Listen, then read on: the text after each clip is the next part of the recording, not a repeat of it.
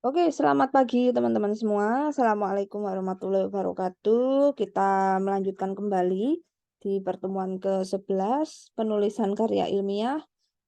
Di minggu lalu teman-teman sudah belajar bersama terkait susunan dari latar belakang seperti apa ya.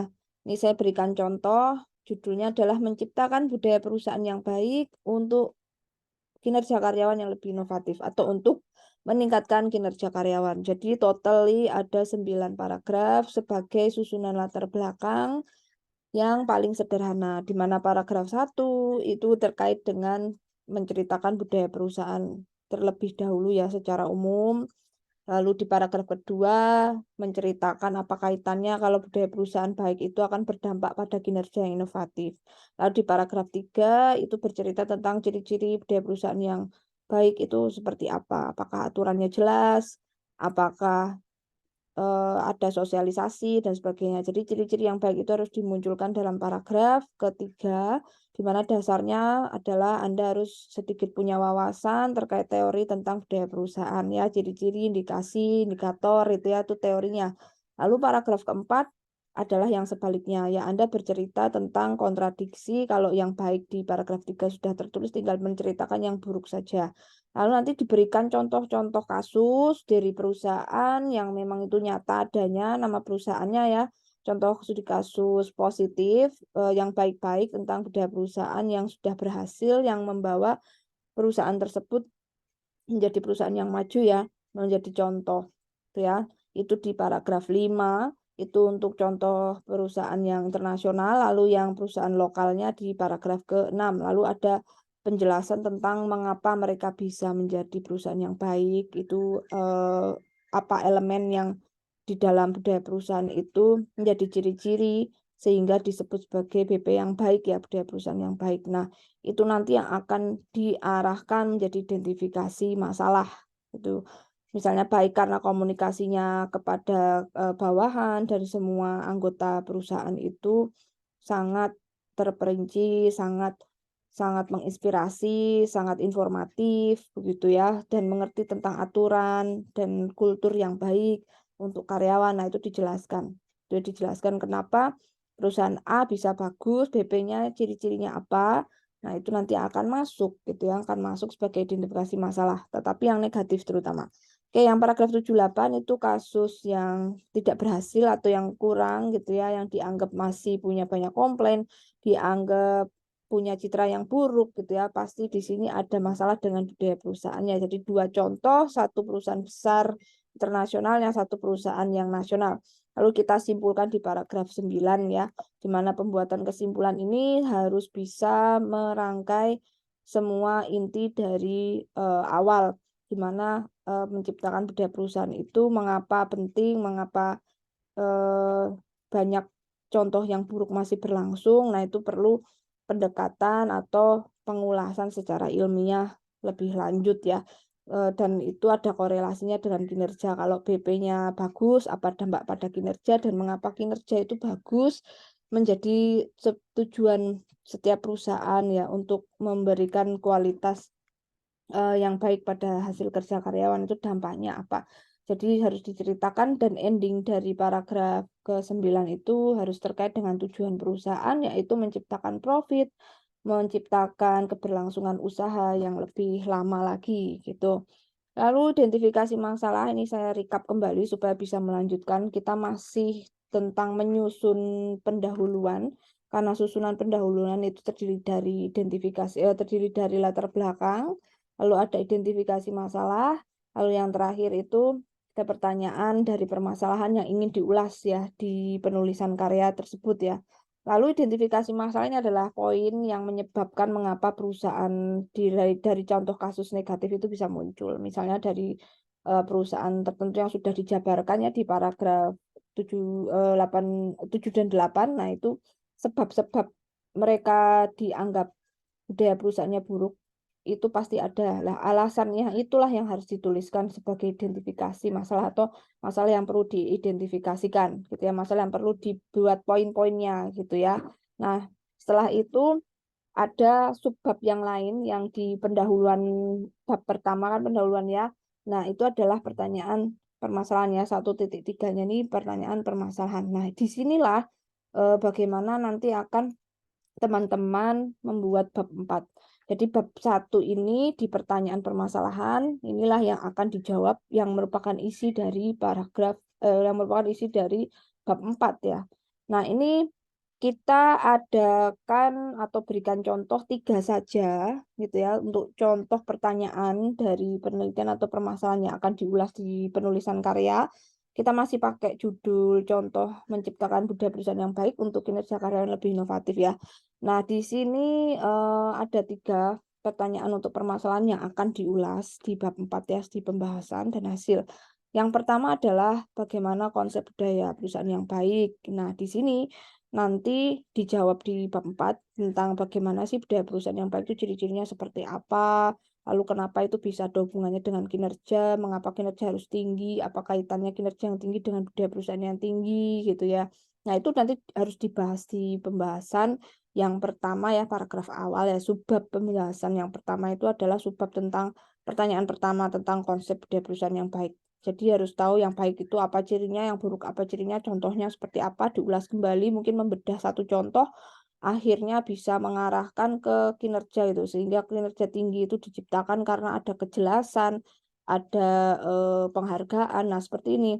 Nah, penghargaan dan sebagainya itu perlu diciptakan dalam iklim yang baik, itu perlu diceritakan ya. Nah, ini yang akhirnya bisa menjawab pertanyaan yang pertama, bagaimana konsep tentang budaya perusahaan yang baik. Lalu pertanyaan kedua itu biasanya yang paling umum pertanyaan ini terkait tentang hambatan yang muncul dalam menciptakan budaya perusahaan yang baik. Kalau misal judulnya mau tentang strategi pelayanan prima agar citra perusahaan meningkat. Nah, berarti Anda bercerita tentang hambatan yang muncul ya. Pertanyaan kedua ya, hambatan yang muncul untuk menciptakan pelayanan prima itu apa aja sih hambatannya? Selama ini perusahaan-perusahaan secara umum itu punya tantangan apa ketika menciptakan budaya perusahaan yang baik? Oh, mungkin nanti di teori, ini kan nanti membahasnya harus pakai teori ya, makanya setelah bab pendahuluan adalah bab landasan teori. Nanti saya jelaskan landasan teori itu minggu depan ya. Di landasan teori inilah teman-teman harus bisa membawakan beberapa wawasan, beberapa knowledge,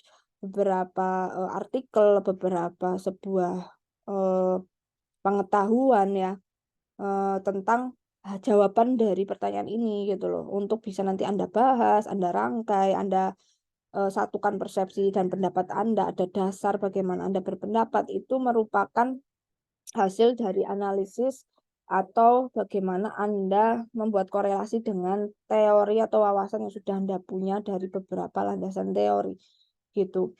Nah, yang ketiga adalah pertanyaan dari menyambung pertanyaan kedua. Pertanyaan ketiga ini biasanya terkait dengan solusi mengatasi hambatan dalam menciptakan budaya perusahaan. Nah, ini bisa nanti teman-teman lengkapi di landasan teori tentang solusi menciptakan, bagaimana menciptakan, dan sebagainya ya. Lalu bagaimana tantangan, itu nanti harus cari teorinya. Nah, jadi pertanyaan yang umum itu rata-rata 3, tapi ada juga yang lebih dari ini ya, gitu. Ada yang lebih dari ini, nanti silakan teman-teman bisa baca di penelitiannya kakak tingkat, di jurnal-jurnal yang lain gitu ya. Tapi kebanyakan hanya ini aja ya, teman-teman. Tapi ini yang sifatnya deskriptif. Jadi kalau kalian mau melihat yang pertanyaan seperti ini adalah penelitian ya, yang pendekatannya deskriptif, pendekatannya kualitatif. Kalau pendekatan kuantitatif, yang korelasi antar variabel tidak seperti ini pertanyaannya, tetapi melihat secara umum pengaruh-pengaruhnya. Nah, kalau ini kita melihat secara basic bahwa setiap konsep itu seperti apa sih yang baik, yang buruk, lalu hambatannya apa, solusinya apa, begitu ya. Rata-rata seperti itu. Cukup 3 pertanyaan saja, oke? Jadi untuk minggu ini sangat simpel sekali. Jadi teman-teman melanjutkan ya, melanjutkan kembali latihan untuk memperbaiki latar belakang. Semisal nanti masih ada yang kira-kira kurang gitu ya, silakan diperbaiki lagi. Mungkin ada yang keliru gitu ya, mungkin masih ada yang tertukar-tertukar untuk susunannya atau merasa kurang pas bahasa dan korelasinya, silakan diperbaiki kembali, di-touch up ulang, direvisi ulang tentang latar belakang Anda, ya tentang 1.1-nya, ya pendahuluan kan bab 1, lalu subbabnya 1.1 adalah latar belakang permasalahan ya, diperbaiki. Nanti ada 9 totalnya, kita latihannya 9 dulu. Itu bisa kurang, bisa lebih gitu ya, teman-teman. Nah, ini kan kemarin sudah mengisi yang kelas B ya, terutama udah mengisi kuesioner. Nanti kita akan ulas gitu ya, kita akan ulas kembali di minggu depan ya. Tapi yang jelas saya spill sedikit untuk terkait jawaban-jawabannya, bahwa untuk paragraf itu boleh lebih dari 9, bahkan boleh kurang dari 9 gitu ya. Lalu untuk beberapa paragraf ini boleh dirubah, digabung, dijadikan satu itu juga boleh. Sangat-sangat fleksibel sesuai dengan kebutuhan nanti di lapangan atau dengan pembimbing atau korelasi secara logika berpikir. Jadi bebas sekali ya, asal logikanya nyambung. Nah, terbesar dalam hambatan teman-teman menulis itu adalah membuat kalimat yang bagus kan.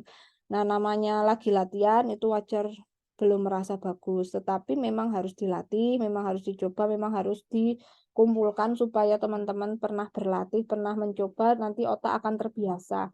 Nanti kalau sudah terbiasa, biasanya otak akan punya metabolisme otomatis untuk bisa membuat atau menyelesaikan masalah secara efektif. Itu sudah automatically ya. Untuk bisa membuat sistem metabolisme yang otomatis itu caranya dengan berlatih. Kalau tidak pernah berlatih, ketika dihadapkan masalah kita tidak bisa spontan untuk bersolusi. Jadi caranya adalah dengan latihan, dengan hal yang berat di awal. Nanti ketika ada problem itu kita sudah reaktif sendiri gitu ya, udah spontan sendiri menyelesaikan karena itu kita sudah pernah bekerja seperti itu.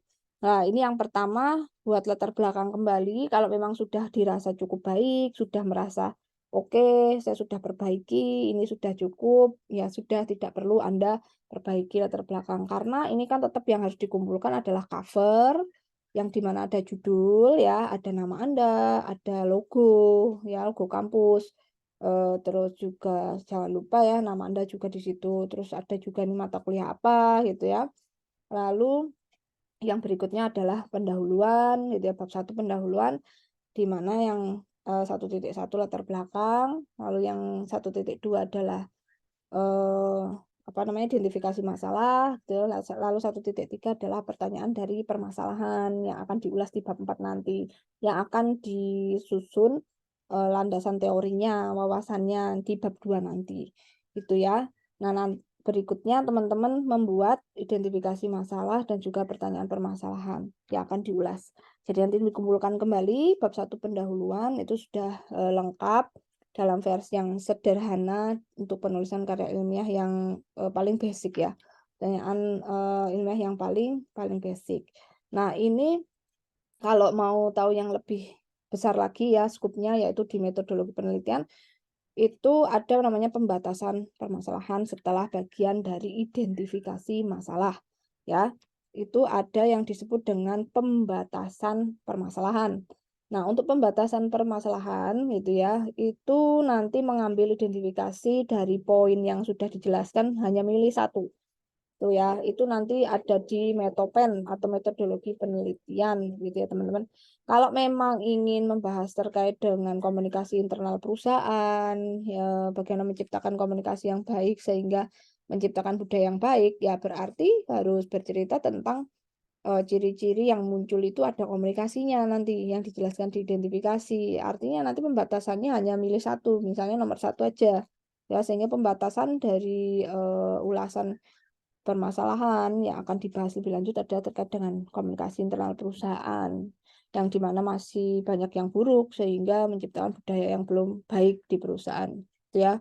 Nah, itu untuk judul yang komunikasi internal berarti mengambil itu hanya di Metopen ya pembatasan. Tetapi kalau ini kita secara umum tidak ada pembatasan masalah karena masih berlatih menulis, berlatih melihat contoh seperti apa sih karya tulis ilmiah yang sangat basic ya, yang biasanya dilombakan di SMK, di perkuliahan gitu, atau di hal yang lainnya.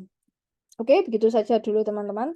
Nanti saya bukakan linknya untuk kalian bisa submit hasil latihan teman-teman semua melengkapi bab 1 pendahuluan. Jadi minggu ini fokusnya adalah melengkapi bab 1 pendahuluan ya, latar belakang masalah, lalu ada identifikasi masalah dan juga pertanyaan dari permasalahan.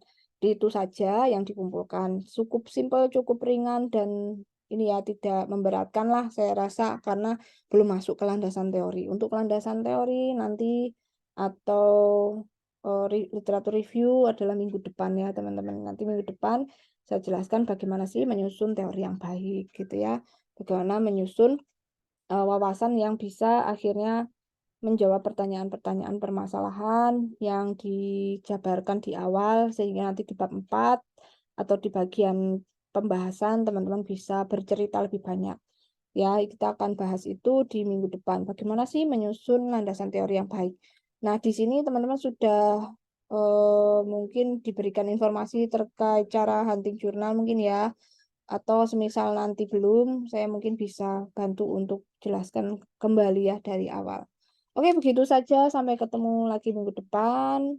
Mohon untuk bisa berlatih dengan sungguh-sungguh. Mudah-mudahan bermanfaat buat teman-teman semua. Assalamualaikum warahmatullahi wabarakatuh. Selamat pagi.